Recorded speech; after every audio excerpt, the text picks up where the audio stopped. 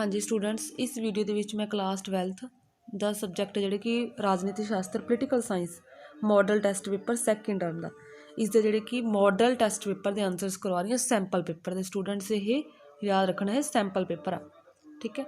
ये sample paper जो PSC भी साइट पर अपलोड किए हुए हैं वो वाले ने, ठीक है। हुण ये आंसरस करवा रही हूँ मैं तुहानूं। हाँ जी, जिवें फस्ट क्वेश्चन है, एक दल प्रणाली। एक दल प्रणाली आम तौर पर किहड़े देशों में लागू है, तो इस प्रणाली वाले दो देशों नाम दसो।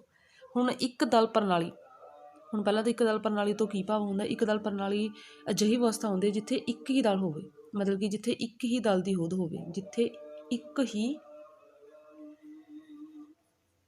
दल की होंद होवे, ओह जिहड़ा कि हुंदा एक दल प्रणाली।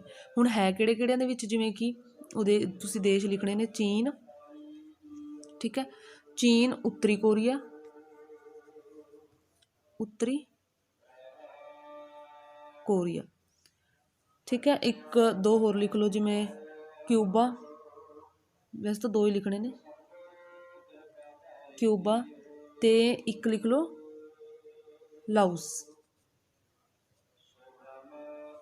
इन्हां दे विच एक दल प्रणाली है। उस तो अगे है राजनीतिक दलों ते हित समूहों के कोई दो अंतर। वो राजनीतिक दल क्वेश्चन है, मतलब कि हित समूह तो दबाव समूह के विच जिहड़े कि अंतर है। पहले तो ये तुसीं याद रखना कि जिहड़ा हित समूह हुंदा की है, हित समूह मतलब कि इन्हां दोनों च वैसे कोई ज़्यादा डिफरेंस नहीं हुंदा। दोनों का अंतर सिर्फ इन्ना कुं हुंदा कि एक तो ये दोनों ही मतलब कि लोकां नाल संबंधित हुंदे ने। जदों लोग किसी हित नाल संबंधित हो के, मतलब कि किसी चीज़ नूं लैके इकट्ठे हुंदे ने, तो हित समूह हुंदा। ते उसे हित ओह हित समूह जदों अपणियां मंगां नूं मनवाउण लई जिहड़ी कि सरकार ते दबाव पाउंदा, ठीक है, मंगां दी पूर्ति लई, तां ओह किहड़ा हो जांदा, दबाव समूह हो जांदा, ठीक है। हुण इहदे विच तुसीं अंतर, एक संगठन दा आधार, कोई भी संस्था किसी उद्देश की प्राप्ति नूं मुख रख के बिना नहीं बन सकती। हरेक संगठन का कोई ना कोई हित समूह होंदा जिसकी प्राप्ति लई लोग आ जिहड़े कि संगठित होंदे ने। ते अपने हितां की रखिया संबंधी दबाव, जदों हित समूह अपने निजी हित की पूर्ति लई सरकार जां राजनीतिक दल तां सरकारां ते दबाव पाउंदे ने, तां दल ही जिहड़े कि ओह दबाव समूह बन जांदे ने। एक डिफरेंस ये कर लो भी दबाव पाउण लई वख-वख साधन, जिहड़े हित समूह होंदे ने सरकार दी नीतियों ते दबाव पाउण दा यतन नहीं करते, ठीक है, क्योंकि वो सिर्फ इकट्ठे होंदे ने। पर जदों कोई जिहा यतन करते हैं तां जिहड़े कि मतलब दबाव समूह ने, वो सरकार ते अपनी मंगां नूं मनवाउण लई जिहड़े कि प्रैशराइज करते हैं उन्हां नूं। अगला संयुक्त राष्ट्र संघ की स्थापना कदों हुई तो वर्तमान समय इसके किन्ने मैंबर ने। तो संयुक्त राष्ट्र संघ की जिहड़ी कि स्थापना हुई है, इसकी स्थापना हुई है 24 अक्तूबर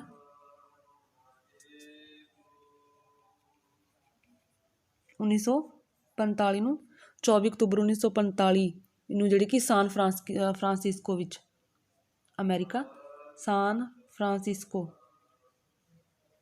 ਵਿੱਚ ਜਿਹੜੀ ਇਸ ਦੀ ਸਥਾਪਨਾ ਹੋਈ ਹੈ ਸੰਯੁਕਤ ਰਾਸ਼ਟਰ ਸੰਘ ਦੀ, UNO ਦੀ। ਤੇ ਪਹਿਲਾਂ ਜਦੋਂ ਇਹ ਬਣਿਆ ਸੀ ਉਸ ਟਾਈਮ ਇਹਦੇ ਕਿੰਨੇ ਮੈਂਬਰ ਸੀ, 51 ਸੀ। ਤੇ ਵਰਤਮਾਨ ਸਮੇਂ ਜਿਹੜੇ ਕਿ ਇਸ ਦੇ ਮੈਂਬਰਾਂ ਦੀ ਗਿਣਤੀ ਹੈਗੀ ਆ 193। ਵਰਤਮਾਨ ਸਮੇਂ ਮੈਂਬਰਾਂ ਦੀ ਹੈਗੀ ਆ 193 ਗਿਣਤੀ।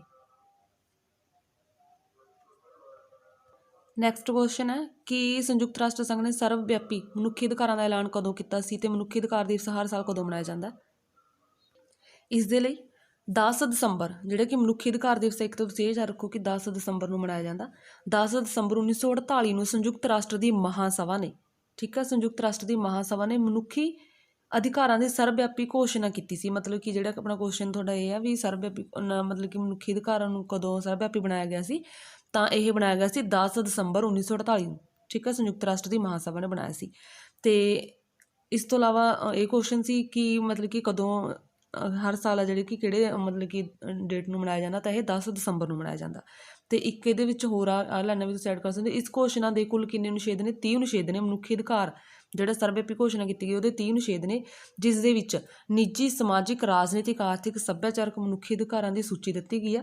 ਤੇ ਸੰਯੁਕਤ ਰਾਸ਼ਟਰ ਸੰਘ ਦੇ ਮੈਂਬਰਾਂ ਤੋਂ ਇਹ ਉਮੀਦ ਕੀਤੀ ਗਈ ਆ ਕਿ ਉਹ ਆਪਣੇ ਲੋਕਾਂ ਨੂੰ ਇਹ ਅਧਿਕਾਰ ਜਿਹੜੇ ਕਿ ਪ੍ਰਦਾਨ ਕਰਨਗੇ। ਤੇ ਭਾਰਤ ਨੇ ਸੰਯੁਕਤ ਰਾਸ਼ਟਰ ਸੰਘ ਦੇ ਮੈਂਬਰ ਦੇ ਰੂਪ ਦੇ ਵਿੱਚ ਭਾਰਤ ਨੂੰ ਆਪਣੇ ਸੰਵਿਧਾਨ ਦੁਆਰਾ ਲਗਭਗ ਸਾਰੇ ਉਹ ਅਧਿਕਾਰ ਪ੍ਰਦਾਨ ਕੀਤੇ ਨੇ ਜੋ ਸੰਯੁਕਤ ਰਾਸ਼ਟਰ ਦੀ ਮਨੁੱਖੀ ਅਧਿਕਾਰਾਂ ਦੀ ਘੋਸ਼ਣਾ ਵਿੱਚ ਅੰਕਿਤ ਨੇ। ਤੇ ਜਦੋਂ ਕਦੀ ਵੀ ਕਿਸੇ ਦੇਸ਼ ਵਿੱਚ ਮਨੁੱਖੀ ਅਧਿਕਾਰਾਂ ਦੀ ਉਲੰਘਣਾ ਹੋਈ, ਭਾਰਤ ਨੇ ਸੰਯੁਕਤ ਰਾਸ਼ਟਰ ਵਿੱਚ ਉਸ ਦੇ ਵਿਰੁੱਧ ਜਿਹੜੀ ਕਿ ਆਵਾਜ਼ ਉਠਾਈ ਹੈ। ਇਹ ਲਾਈਨਾਂ ਤੁਸੀਂ ਐਡ ਕਰਨੀਆਂ ਨੇ, ਕਰ ਦਿਓ, ਨਹੀਂ ਨੋ ਪ੍ਰੋਬਲਮ। ਇਹ ਵਾਲੇ ਜਿਹੜੇ ਕਿ ਤੁਸੀਂ ਸਾਰੇ ਪ੍ਰਸ਼ਨ ਕਰਨੇ ਸੀ। ਨੈਕਸਟ ਜਿਹੜੇ ਕਿ ਹਰ ਪ੍ਰਸ਼ਨ 2 ਮਾਰਕਸ ਦਾ। ਦੈਨ ਉਸ ਤੋਂ ਬਾਅਦ ਕੋਈ 4 ਪ੍ਰਸ਼ਨ ਕਰਨੇ ਨੇ, ਠੀਕ ਹੈ। ਇਹ ਦਿੱਤੇ ਹੋਏ ਨੇ 6। ਰਾਜਨੀਤਿਕ ਦਲਾਂ ਦੇ 4 ਕਾਰਜ ਦੱਸੋ ਹੁਣ। ਤਾਂ ਰਾਜਨੀਤਿਕ ਦਲਾਂ ਦੇ ਕੋਈ 4 ਕੰਮ ਮਤਲਬ ਕਿ ਕਾਰਜ ਲਿਖੋ। ਹੁਣ ਕਾਰਜ ਕਿਹੜੇ ਕਿਹੜੇ ਨੇ? ਇੱਕ ਤਾਂ ਦਲਾਂ ਦਾ ਰਾਜਨੀਤਿਕ ਕਾਰਜਕ੍ਰਮ ਨਿਸ਼ਚਿਤ ਕਰਨਾ, ਸਧਾਰਨ ਨੀਤੀਆਂ ਦੀ ਉਸਾਰੀ ਕਰਨਾ, ਲੋਕ ਮਤ ਨੂੰ ਪ੍ਰਭਾਵਿਤ ਕਰਨ ਦਾ ਯਤਨ ਕਰਨਾ, ਠੀਕ ਹੈ। ਤੇ ਲੋਕਤੰਤਰੀ ਸਿਧਾਂਤਾਂ ਅਨੁਸਾਰ ਚੋਣਾਂ ਵਿੱਚ ਭਾਗ ਲੈਣਾ, ਸ਼ਾਸਕ ਦਲ ਜਾਂ ਵਿਰੋਧੀ ਦਲ ਦੇ ਰੂਪ ਦੇ ਵਿੱਚ ਭੂਮਿਕਾ ਨਿਭਾਉਣੀ, ਤੇ ਪ੍ਰਧਾਨਗੀ ਸ਼ਾਸਨ ਪ੍ਰਣਾਲੀ ਵਿੱਚ ਕਾਰਜਪਾਲਿਕਾ ਤੇ ਵਿਧਾਨ ਪਾਲਿਕਾ ਵਿੱਚ ਜਿਹੜੇ ਕਿ ਸੁਮੇਲ ਬਣਾਈ ਰੱਖਣਾ, ਲੋਕਾਂ ਨੂੰ ਰਾਜਨੀਤਿਕ ਰੂਪ ਵਿੱਚ ਜਾਗਰਿਤ ਕਰਨਾ, ਸਰਕਾਰ ਅਤੇ ਲੋਕਾਂ ਵਿੱਚ ਇੱਕ ਕੜੀ ਦੇ ਰੂਪ ਦੇ ਵਿੱਚ ਕੰਮ ਕਰਨਾ। ਇਹ ਰਾਜਨੀਤਿਕ ਦਲਾਂ ਦਾ ਜਿਹੜੇ ਕਿ ਕਾਰਜ ਨੇ ਜਾਂ ਕੰਮ ਨੇ। ਤੇ ਸਟੂਡੈਂਟਸ ਵੀਡੀਓ ਨੂੰ ਸ਼ੇਅਰ ਜ਼ਰੂਰ ਕਰਨਾ ਵੱਧ ਤੋਂ ਵੱਧ, ਤੇ ਚੈਨਲ ਨੂੰ ਜਿਹੜੇ ਕਿ ਸਬਸਕ੍ਰਾਈਬ ਕਰ ਲਓ। ਨੈਕਸਟ ਕੁਐਸਚਨ ਹੈ ਕਿ ਹਿੱਤ ਦੇ ਦਬਾਅ ਸਮੂਹ ਦੀਆਂ ਕੋਈ 4 ਵਿਸ਼ੇਸ਼ਤਾਵਾਂ ਦੱਸਣੀਆਂ ਨੇ। ਹਾਂਜੀ, ਵਿਸ਼ੇਸ਼ਤਾਵਾਂ ਜਿਸ ਨੂੰ ਸਰੂਪ ਵੀ ਲਿਖਿਆ ਆ ਸਕਦਾ। ਤਾਂ ਪਹਿਲਾਂ ਤਾਂ ਕੀ ਹੈ ਕਿ ਸਾਂਝਾ ਹਿੱਤ ਹੁੰਦਾ। ਕਿਸੇ ਵੀ ਵਿਸ਼ੇਸ਼ ਸਾਂਝੇ ਹਿੱਤ ਦੀ ਹੋਂਦ ਆ ਜਿਹੜੇ ਕਿ ਦਬਾਅ ਸਮੂਹ ਦਾ ਮੂਲ ਆਧਾਰ ਬਣਦੀ ਹੈ। ਮਤਲਬ ਕਿ ਦਬਾਅ ਸਮੂਹ ਦੀ ਹੋਂਦ ਕਿੱਥੋਂ ਹੁੰਦੀ ਹੈ? ਹਿੱਤ ਸਮੂਹ ਤੋਂ, ਠੀਕ ਹੈ। ਤੇ ਸਾਂਝਾ ਹਿੱਤ ਹੀ ਵਿਅਕਤੀ ਨੂੰ ਸਮੂਹ ਦੇ ਰੂਪ ਵਿੱਚ ਸੰਗਠਿਤ ਹੋਣ ਲਈ ਪ੍ਰੇਰਿਤ ਕਰਦਾ। ਤੇ ਜਦੋਂ ਇਕੱਠੇ ਹੋ ਜਾਣ ਤਾਂ ਜਿਹੜੇ ਕਿ ਉਹਨਾਂ ਦਾ ਮਤਲਬ ਕਿ ਸਾਂਝਾ ਹਿੱਤ ਹੋਊਗਾ, ਅਗਰ ਕਿਸੇ ਚੀਜ਼ ਨੂੰ ਲੈ ਕੇ ਹੋਊਗਾ ਤਾਂ ਜਿਹੜੇ ਕਿ ਇੱਕ ਸਮੂਹ ਇਕੱਠਾ ਹੋਊਗਾ ਤਾਂ ਉਹ ਹਿੱਤ ਸਮੂਹ ਹੋ ਗਿਆ। ਤੇ ਜਦੋਂ ਉਹ ਦਬਾਅ ਪਾਊਗਾ ਤਾਂ ਉਹ ਜਿਹੜੇ ਕਿ ਦਬਾਅ ਸਮੂਹ ਹੋ ਜਾਊਗਾ, ਸਾਂਝਾ ਹਿੱਤ ਹੋ ਗਿਆ ਇੱਕ ਤਾਂ। ਦੈਨ ਵਿਸ਼ੇਸ਼ ਜਨਤਕ ਹਿੱਤ। ਹੁਣ ਵਿਸ਼ੇਸ਼ ਸਾਂਝੇ ਹਿੱਤ ਤੋਂ ਇਲਾਵਾ ਜਿਹੜੇ ਕਿ ਵਿਸ਼ੇਸ਼ ਜਨਤਕ ਉਦੇਸ਼ ਵੀ ਦਬਾਅ ਸਮੂਹ ਦਾ ਆਧਾਰ ਹੁੰਦਾ। ਜਿਵੇਂ ਕਿ ਉਦਾਹਰਨ ਦਿੱਤੀ ਹੋਈ, ਜੇ ਕਿ ਕੁਝ ਲੋਕ ਜਿਹੜੇ ਕਿ ਇਹ ਮਹਿਸੂਸ ਕਰਨ ਕਿਸੇ ਵੀ ਵਿਅਕਤੀ ਨੂੰ ਮੌਤ ਦਾ ਦੰਡ ਦੇਣਾ ਜਿਹੜੇ ਕਿ ਸਹੀ ਨਹੀਂ ਹੈਗਾ, ਤਾਂ ਮੌਤ ਦੇ ਦੰਡ ਦੀ ਵਿਵਸਥਾ ਨੂੰ ਜਿਹੜੇ ਕਿ ਸਮਾਪਤ ਕਰਵਾਉਣਾ ਚਾਹੁੰਦੇ ਨੇ, ਤਾਂ ਵਿਸ਼ੇਸ਼ ਉਦੇਸ਼ ਆ ਜਿਹੜੇ ਕਿ ਉਹਨਾਂ ਵਿਅਕਤੀਆਂ ਦੇ ਸਮੂਹਿਕ ਸੰਗਠਨ ਦਾ ਜਿਹੜੇ ਕਿ ਇੱਕ ਆਧਾਰ ਹੋਊਗਾ। ਤੇ ਅਜਿਹਾ ਸਮੂਹ ਆਪਣੇ ਉਦੇਸ਼ਾਂ ਦੀ ਪ੍ਰਾਪਤੀ ਲਈ ਵੱਖ-ਵੱਖ ਸਾਧਨਾਂ ਦੁਆਰਾ ਜਿਹੜੇ ਕਿ ਫਿਰ ਸਰਕਾਰ 'ਤੇ ਦਬਾਅ ਪਾ ਸਕਦਾ ਹੈ। ਅੱਗੇ ਇੱਛਕ ਮੈਂਬਰੀ। ਹੁਣ ਕਿਸੇ ਵੀ ਜਿਹੜੇ ਦਬਾਅ ਸਮੂਹ ਦੀ ਮੈਂਬਰੀ ਕੋਈ ਵੀ ਫਿਕਸ ਨਹੀਂ ਹੁੰਦੀ, ਕਿ ਲਾਜ਼ਮੀ ਨਹੀਂ ਹੁੰਦੀ ਕਿ ਉਹਨਾਂ ਨੇ ਉਹਦੇ ਵਿੱਚ ਸ਼ਾਮਿਲ ਹੋਣਾ ਜਾਂ ਹੋਣਾ ਹੀ ਹੋਣਾ। ਹਰ ਇੱਕ ਦੀ ਜਿਹੜੀ ਕਿ ਆਪਣੀ ਇੱਛਾ ਹੁੰਦੀ ਹੈ ਕਿ ਉਸ ਦੇ ਵਿੱਚ ਜਿਹੜਾ ਕਿ ਕੋਈ ਵੀ ਸਮੂਹ ਬਣ ਰਿਹਾ ਉਹਦੇ ਵਿੱਚ ਸ਼ਾਮਿਲ ਹੋਵੇ ਜਾਂ ਨਾ ਹੋਵੇ, ਠੀਕ ਹੈ। ਤੇ ਕੁਝ ਲੋਕ ਆ ਜਿਹੜੇ ਕਿ ਹਿੱਤ ਆਪਣੇ ਸਾਂਝੇ ਹੋਣ ਪਰ ਫਿਰ ਵੀ ਜਿਹੜੇ ਕਿ ਉਹਨਾਂ ਸਾਰਿਆਂ ਲਈ ਦਬਾਅ ਸਮੂਹ ਦਾ ਮੈਂਬਰ ਬਣਨਾ ਜ਼ਰੂਰੀ ਨਹੀਂ। ਮਤਲਬ ਕਿ ਅਗਰ ਕਿਸੇ ਨੂੰ ਕੋਈ ਚੀਜ਼ ਨਿਯਮ ਲਾਗੂ ਕਰਵਾਉਣਾ, ਅਗਰ ਉਹਨਾਂ ਨੂੰ ਹੈ ਵੀ ਹਾਂ ਸਾਡਾ ਵੀ ਇਹਦੇ ਵਿੱਚ ਫਾਇਦਾ ਹੈ, ਉਹ ਇਕੱਠੇ ਹੋਣ ਚਾਹੇ ਨਾ ਹੋਣ, ਉਹਨਾਂ ਦੀ ਇੱਛਾ। ਮਤਲਬ ਕਿ ਕੋਈ ਫਿਕਸ ਨਹੀਂ ਹੁੰਦਾ ਕਿ ਉਹਨਾਂ ਨੇ ਵੀ ਆਉਣਾ ਹੀ ਆਉਣਾ ਸਮੂਹ ਦੇ ਵਿੱਚ। ਬਾਕੀ ਤੁਸੀਂ ਰੀਡ ਕਰ ਲਿਓ।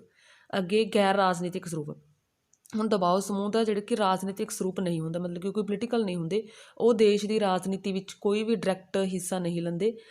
ਸਧਾਰਨ ਚੋਣਾਂ ਵਿੱਚ ਉਹ ਆਪਣੇ ਉਮੀਦਵਾਰ ਜਿਹੜੇ ਕਿ ਪ੍ਰਤੱਖ ਰੂਪ ਦੇ ਵਿੱਚ ਖੜੇ ਨਹੀਂ ਕਰ ਸਕਦੇ। ਮਤਲਬ ਕਿ ਜੇ ਕੋਈ ਦਬਾਅ ਸਮੂਹ ਬਣਿਆ ਹੋਇਆ ਤਾਂ ਇਹ ਨਹੀਂ ਹੈ ਕਿ ਉਹ ਆਪਣਾ ਜਿਹੜੇ ਕਿ ਕਿਸੇ ਵੀ ਉਮੀਦਵਾਰ ਨੂੰ ਇਲੈਕਸ਼ਨ ਦੇ ਵਿੱਚ ਖੜਾ ਕਰ ਦੂਗਾ। ਜਾਂ ਅਜਿਹੀਆਂ ਗੱਲਾਂ ਦਬਾਅ ਸਮੂਹ ਦੇ ਰਾਜਨੀਤਿਕ ਸਰੂਪ ਨੂੰ ਜਿਹੜੇ ਕਿ ਪ੍ਰਗਟਾਉਂਦੀਆਂ ਨੇ।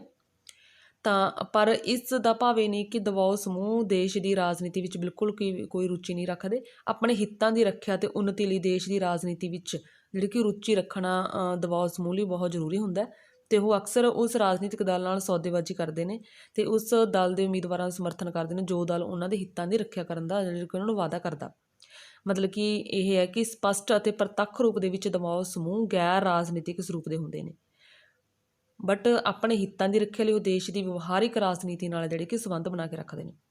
ਅੱਗੇ ਸੰਗਠਨ ਵਾਲਾ ਤੁਸੀਂ ਪੁਆਇੰਟ ਵੀ ਰੀਡ ਕਰ ਲਿਓ, ਠੀਕ ਹੈ।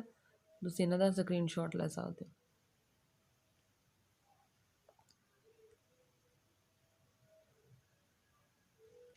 ਅਗਲਾ ਕੁਐਸਚਨ ਹੈਗਾ ਕਿ 2 ਦਲ ਪ੍ਰਣਾਲੀ ਕੀ ਹੈ। ਕੋਈ 2 ਦੇਸ਼ਾਂ ਨਾਲ ਲਿਖਣੇ ਨੇ ਜਿੱਥੇ 2 ਦਲ ਪ੍ਰਣਾਲੀ ਜਿਹੜੀ ਕਿ ਲਾਗੂ ਆ।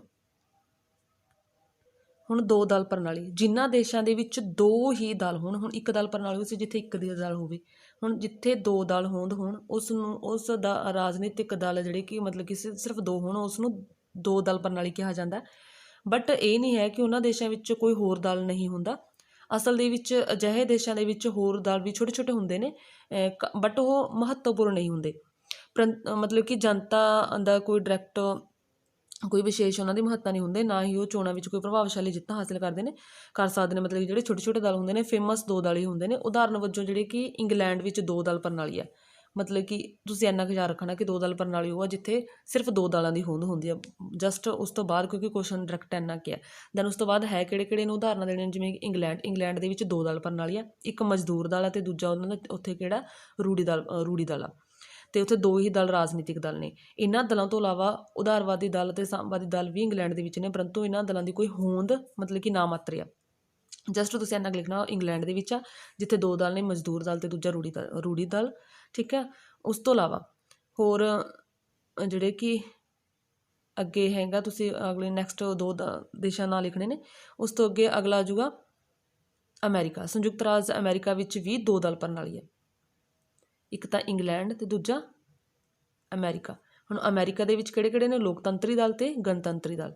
ਅਮਰੀਕਾ ਦੇ ਵਿੱਚ ਕਿਹੜੇ ਕਿਹੜੇ ਨੇ? ਲੋਕਤੰਤਰੀ ਅਤੇ ਗਣਤੰਤਰੀ। ਅਤੇ ਇੰਗਲੈਂਡ ਦੇ ਵਿੱਚ ਹੈਗੇ ਨੇ ਰੂੜੀ ਦਲ ਅਤੇ ਮਜ਼ਦੂਰ ਦਲ, ਲੇਬਰ ਪਾਰਟੀ ਅਤੇ ਕੰਜ਼ਰਵੇਟਿਵ ਪਾਰਟੀ। ਬਾਕੀ ਤੁਸੀਂ ਇਹਦਾ ਸਕਰੀਨਸ਼ਾਟ ਲੈ ਲਓ। ਠੀਕ ਹੈ, ਆਪਣਾ ਯਾਦ ਕਰ ਲਿਓ। ਹੁਣ ਨੈਕਸਟ ਕੁਐਸਚਨ ਹੈ ਕਿ ਭਾਰਤ ਅਤੇ ਪਾਕਿਸਤਾਨ ਵਿਚਾਲੇ ਸੰਬੰਧਾਂ ਤਣਾਅ ਦੇ ਜਿਹੜੇ ਕਿ ਕਾਰਨ ਦਾ ਵਰਣਨ ਕਰਨਾ। ਹੁਣ ਇਸ ਦਾ ਆਨਸਰ ਕਸ਼ਮੀਰ ਦਾ ਝਗੜਾ, ਜਿਹੜੇ ਕਿ ਪਾਕਿਸਤਾਨ ਦਾ ਨਿਰਮਾਣ ਹੋਣ ਦੇ ਸਮੇਂ ਤੋਂ ਹੀ ਭਾਰਤ ਅਤੇ ਪਾਕਿਸਤਾਨ ਵਿੱਚ ਕਸ਼ਮੀਰ ਦਾ ਝਗੜਾ ਚੱਲਿਆ ਰਿਹਾ। ਕਸ਼ਮੀਰ ਦਾ ਜਿਹੜਾ ਰਾਜਾ ਹਿੰਦੂ ਰਾਜਾ ਸੀ ਹਰੀ ਸਿੰਘ ਨੇ ਆਪਣੀ ਰਿਆਸਤ ਨੂੰ ਭਾਰਤ ਵਿੱਚ ਸ਼ਾਮਲ ਕਰਨ ਲਈ ਜਿਹੜੇ ਕਿ ਦਸਤਾਵੇਜ਼ ਸੀ ਉਹਨਾਂ 'ਤੇ ਦਸਤਖਤ ਕੀਤੇ ਸਨ, ਬਟ ਪਾਕਿਸਤਾਨ ਨੂੰ ਕਸ਼ਮੀਰ ਆ ਜਿਹੜੀ ਕਿ ਨੈਕਸਟ ਕੁਐਸਚਨ ਆ ਰਾਸ਼ਟਰੀ ਏਕੀਕਰਨ ਦੇ ਰਾਹ ਦੇ ਵਿੱਚ ਜਿਹੜੇ ਕਿ 4 ਰੁਕਾਵਟਾਂ ਆਉਂਦੀਆਂ ਨੇ ਉਹਨਾਂ ਦਾ ਵਰਣਨ ਕਰਨਾ। ਹੁਣ ਰਾਸ਼ਟਰੀ ਏਕੀਕਰਨ ਦੇ ਰਾਹ ਦੇ ਵਿੱਚ ਰੁਕਾਵਟਾਂ ਜਿਹੜੀ ਕਿ ਸੰਪਰਦਾਇਕਤਾ ਆਉਂਦੀ ਆ। ਠੀਕ ਹੈ, ਭਾਰਤ ਦੇ ਵਿੱਚ ਵਸਦੇ ਲੋਕ ਵੱਖ ਵੱਖ ਧਰਮਾਂ ਨਾਲ ਸੰਬੰਧਿਤ ਨੇ। ਲੋਕਾਂ ਵਿੱਚ ਧਾਰਮਿਕ ਕੱਟੜਤਾ ਬਹੁਤ ਜ਼ਿਆਦਾ, ਅਤੇ ਉਹ ਧਰਮ ਦੇ ਨਾਂ 'ਤੇ ਇੱਕ ਦੂਜੇ ਦੇ ਪ੍ਰਤੀ ਜਿਹੜੀ ਕਿ ਘ੍ਰਿਣਾ ਕਰਦੇ ਨੇ ਅਤੇ ਉਹਨਾਂ ਨੂੰ ਹਾਨੀ ਪਹੁੰਚਾਉਣ ਲਈ ਖੁਸ਼ੀ ਮਹਿਸੂਸ ਕਰਦੇ। ਮਤਲਬ ਕਿ ਇਹ ਇੱਕ ਏਕੀਕਰਨ ਦੇ ਰਾਹ ਦੇ ਵਿੱਚ ਰੁਕਾਵਟ ਹੈ। ਜਾਤੀਵਾਦ ਜਿਹੜੇ ਕਿ ਵੱਖ ਵੱਖ ਜਾਤੀਆਂ ਦੇ ਲੋਕ ਵਸਦੇ ਨੇ, ਅਤੇ ਭਾਰਤ ਸੰਵਿਧਾਨ ਵਿੱਚ ਬੇਸ਼ੱਕ ਛੂਤ-ਛਾਤ ਦੀ ਸਮਾਪਤੀ ਕਰੀ ਹੋਈ ਆ, ਪਰੰਤੂ ਫਿਰ ਵੀ ਜਾਤੀਵਾਦ ਆ ਜਿਹੜੇ ਕਿ ਪੂਰੀ ਤਰ੍ਹਾਂ ਖਤਮ ਨਹੀਂ ਹੋਇਆ। ਜਾਤੀਵਾਦ ਭਾਰਤ ਦੇ ਲੋਕਾਂ ਵਿੱਚ ਵੱਖਵਾਦ ਦੀ ਭਾਵਨਾ ਨੂੰ ਜਨਮ ਦਿੰਦੀ ਹੈ ਅਤੇ ਭਾਰਤ ਵਿੱਚ ਸਮਾਜਿਕ ਵੰਡ ਪਾਉਣ ਲਈ ਜਿਹੜੀ ਕਿ ਜ਼ਿੰਮੇਵਾਰ ਹੁੰਦੀ ਆ। ਇਹ ਨਾਲ ਦੰਗੇ ਫਸਾਦ ਵਗੈਰਾ ਹੁੰਦੇ ਨੇ, ਇਹ ਵੀ ਇੱਕ ਚੁਣੌਤੀ ਹੈ। ਅਸੰਤੁਲਿਤ ਖੇਤਰੀ ਵਿਕਾਸ ਆ, ਭਾਰਤ ਵਿੱਚ ਕੁਝ ਖੇਤਰਾਂ ਵਿੱਚ ਜਿਹੜੇ ਕਿ ਕਾਫੀ ਜ਼ਿਆਦਾ ਵਿਕਾਸ ਹੋਇਆ। ਇਸ ਤੋਂ ਉਲਟ ਇਲਾਵਾ ਕੁਝ ਅਜਿਹੇ ਵੀ ਨੇ ਜਿਨ੍ਹਾਂ ਦੇ ਵਿੱਚ ਬਿਲਕੁਲ ਵੀ ਧਿਆਨ ਨਹੀਂ ਦਿੱਤਾ ਗਿਆ। ਅਜਿਹੇ ਪਛੜੇ ਖੇਤਰਾਂ ਦੇ ਲੋਕ ਕਾਫੀ ਵਾਰੀ ਇਸ ਭਾਵਨਾ ਦਾ ਜਿਹੜੇ ਕਿ ਸ਼ਿਕਾਰ ਹੋ ਜਾਂਦੇ ਕਿ ਸਰਕਾਰ ਉਹਨਾਂ ਨਾਲ ਵਿਤਕਰਾ ਕੀਤਾ ਜਾ ਰਿਹਾ, ਅਤੇ ਇਹ ਵੀ ਇੱਕ ਰੁਕਾਵਟ ਹੈ। ਅੱਗੇ ਅਸਹਿਣਸ਼ੀਲਤਾ, ਪਿਛਲੇ ਕੁਝ ਸਾਲਾਂ ਤੋਂ ਭਾਰਤ ਵਿੱਚ ਹਰ ਤਰ੍ਹਾਂ ਦੀ ਅਸਹਿਣਸ਼ੀਲਤਾ ਰਹੀ ਹੈ। ਭਾਰਤੀ ਰਾਸ਼ਟਰੀ ਏਕੀਕਰਨ ਲਈ ਅਜਿਹੀ ਅਸਹਿਣਸ਼ੀਲਤਾ ਸਮਾਜਿਕ, ਧਾਰਮਿਕ, ਸੱਭਿਆਚਾਰਕ ਸਦਭਾਵਨਾ ਦੇ ਰਸਤੇ ਵਿੱਚ ਰੁਕਾਵਟ ਸਿੱਧ ਹੁੰਦੀ ਹੈ। ਇਸ ਦਾ ਵੀ ਤੁਸੀਂ ਸਕਰੀਨਸ਼ਾਟ ਲੈ ਲਿਓ। ਹਾਂਜੀ, ਤੁਸੀਂ ਦੇਖ ਰਹੇ ਹੋ ਟੂਰ ਸਟੱਡੀ ਕਲਾਸਿਸ 'ਤੇ ਵੀਡੀਓ ਦੇਖ ਰਹੇ ਹੋ ਤੁਸੀਂ। ਇਹ ਵੀਡੀਓ ਨੂੰ ਸ਼ੇਅਰ ਵੱਧ ਤੋਂ ਵੱਧ ਕਰਿਆ ਕਰੋ, ਅਤੇ ਚੈਨਲ ਨੂੰ ਸਟੂਡੈਂਟ ਸਬਸਕ੍ਰਾਈਬ ਕਰਕੇ ਰੱਖੋ ਤਾਂ ਕਿ ਹਰ ਵੀਡੀਓ ਦਾ ਜਿਹੜੀ ਕਿ ਨੋਟੀਫਿਕੇਸ਼ਨ ਤੁਹਾਨੂੰ ਟਾਈਮ ਟੂ ਟਾਈਮ ਮਿਲਦਾ ਰਹੇ। ਅਗਲਾ ਕੁਐਸਚਨ ਹੈ ਪੰਚਸ਼ੀਲ ਕੀ ਹੈ? ਪੰਚਸ਼ੀਲ ਦੇ ਸਿਧਾਂਤ ਲਿਖੋ। ਹੁਣ ਪੰਚਸ਼ੀਲ ਹੈ ਜਿਹੜੀ ਕਿ 29 ਅਪ੍ਰੈਲ 1954 ਨੂੰ ਭਾਰਤ ਦੇ ਪ੍ਰਧਾਨ ਮੰਤਰੀ ਪੰਡਿਤ ਜਵਾਹਰ ਲਾਲ ਨਹਿਰੂ ਅਤੇ ਚੀਨ ਦੇ ਪ੍ਰਧਾਨ ਮੰਤਰੀ ਜਿਹੜੇ ਕਿ ਚੌ ਐਨ ਲਾਈ ਵਿਚਕਾਰ ਤਿੱਬਤ ਦੇ ਖੇਤਰ ਨੂੰ ਲੈ ਕੇ ਇੱਕ ਵਪਾਰਕ ਸਮਝੌਤਾ ਹੋਇਆ। ਮਤਲਬ ਕਿ ਪੰਚਸ਼ੀਲ ਕੀ ਹੈ? ਤਿੱਬਤ ਦੇ ਖੇਤਰ ਨੂੰ ਲੈ ਕੇ ਇਹਨਾਂ ਦੋਨਾਂ ਦੇ ਵਿਚਕਾਰ ਭਾਰਤ ਦੇ ਪ੍ਰਧਾਨ ਮੰਤਰੀ ਜਵਾਹਰ ਲਾਲ ਨਹਿਰੂ ਅਤੇ ਚੀਨ ਦੇ ਪ੍ਰਧਾਨ ਮੰਤਰੀ ਚੌ ਐਨ ਲਾਈ ਦੇ ਵਿਚਕਾਰ 29 ਅਪ੍ਰੈਲ 1954 ਨੂੰ ਸਮਝੌਤਾ ਹੋਇਆ। ਇਸ ਸਮਝੌਤੇ ਦਾ ਨਾਂ ਜਿਹੜੇ ਕਿ ਪ੍ਰਸਤਾਵਨਾ ਵਿੱਚ, ਇਸ ਸਮਝੌਤੇ ਦੀ ਜਿਹੜੀ ਪ੍ਰਸਤਾਵਨਾ ਸੀ ਉਹਦੇ ਵਿੱਚ 5 ਸਿਧਾਂਤ ਸ਼ਾਮਿਲ ਕੀਤੇ ਗਏ, ਜਿਨ੍ਹਾਂ ਨੇ ਭਵਿੱਖ ਦੇ ਵਿੱਚ ਚੀਨ ਅਤੇ ਭਾਰਤ ਦੇ ਜਿਹੜੇ ਕਿ ਸੰਬੰਧਾਂ ਨੂੰ ਨਿਰਧਾਰਿਤ ਕਰਨਾ ਸੀ। ਇਹਨਾਂ ਨੂੰ ਹੀ ਕੀ ਕਿਹਾ ਗਿਆ? ਪੰਚਸ਼ੀਲ ਕਿਹਾ ਗਿਆ। ਜਿਵੇਂ ਫਸਟ ਕੀ ਸੀ? ਇੱਕ ਦੂਜੇ ਦੀ ਖੇਤਰੀ ਅਖੰਡਤਾ ਅਤੇ ਪ੍ਰਭੂਸੱਤਾ ਦਾ ਜਿਹੜੇ ਕਿ ਪਰਸਪਰ ਸਤਿਕਾਰ ਕਰਨਾ, ਇੱਕ ਦੂਜੇ ਦੇ ਹਮਲਾ ਨਾ ਕਰਨਾ, ਇੱਕ ਦੂਜੇ ਦੇ ਅੰਦਰੂਨੀ ਕੰਮਾਂ ਵਿੱਚ ਦਖਲ ਨਾ ਦੇਣਾ, ਸਮਾਨਤਾ ਅਤੇ ਪਰਸਪਰ ਲਾਭ, ਸ਼ਾਂਤਮਈ ਸਹਿਹੋਂਦ। ਇਹ ਸੀ ਜਿਹੜੇ ਕਿ ਇਹ ਤੁਸੀਂ ਸਕਰੀਨਸ਼ਾਟ ਲੈ ਲਿਓ। ਦੈਨ ਉਸ ਤੋਂ ਜਿਹੜੇ ਕਿ 3rd ਪਾਰਟ ਦੇ ਵਿੱਚ ਇਸ ਪੈਰੇ ਦੇ ਵਿੱਚੋਂ ਆਨਸਰ ਕਰਨੇ ਨੇ। ਵੈਸੇ ਤਾਂ ਈਜ਼ੀ ਹੁੰਦਾ ਫਾਈਂਡ ਕਰਨੇ, ਜਿਵੇਂ ਕਿ ਕਿਹੜਾ ਅੰਤਰਰਾਸ਼ਟਰੀ ਸੰਗਠਨ ਹੈ? ਮਿਲਾਨ ਕਰਨਾ। ਠੀਕ ਹੈ, ਅੰਤਰਰਾਸ਼ਟਰੀ ਸੰਗਠਨ ਹੈ ਤਾਂ ਇਹਨਾਂ ਦੇ ਵਿੱਚੋਂ ਜਿਹੜੇ ਕਿ ਫਸਟ ਆ ਜਾਊਗਾ UN ਜਿਹੜੇ ਕਿ ਅੰਤਰਰਾਸ਼ਟਰੀ ਸੰਗਠਨ ਹੈ। ਉਸ ਤੋਂ ਅੱਗੇ ਹੇਠ ਲਿਖਿਆਂ ਵਿੱਚੋਂ ਕੌਣ ਸਾਰਕ ਦਾ ਮੈਂਬਰ ਨਹੀਂ ਹੈ? ਹੁਣ ਸਾਰਕ ਦਾ ਮੈਂਬਰ ਨਹੀਂ ਹੈ। ਪਹਿਲਾਂ ਤੁਸੀਂ ਦੇਖੀ ਸਾਰਕ ਦੇ 8 ਮੈਂਬਰ ਦੇਖੋ, 8 ਮੈਂਬਰ ਜਿਹੜੇ ਕਿ ਸਾਰਕ ਦੇ ਭਾਰਤ, ਪਾਕਿਸਤਾਨ, ਨੇਪਾਲ, ਭੂਟਾਨ, ਅਫਗਾਨਿਸਤਾਨ, ਮਾਲਦੀਵ, ਸ਼੍ਰੀਲੰਕਾ, ਬੰਗਲਾਦੇਸ਼। ਹੁਣ ਇਹਨਾਂ ਦੇ ਵਿੱਚੋਂ ਕਿਹੜਾ ਨਹੀਂ ਹੈਗਾ ਉਹ ਦੇਖਣਾ। ਹੁਣ ਇਹਨਾਂ ਦੇ ਵਿੱਚੋਂ ਦੇਖੋ ਭਾਰਤ ਵੀ ਹੈਗਾ, ਠੀਕ ਹੈ, ਸ਼੍ਰੀਲੰਕਾ ਵੀ ਹੈਗਾ,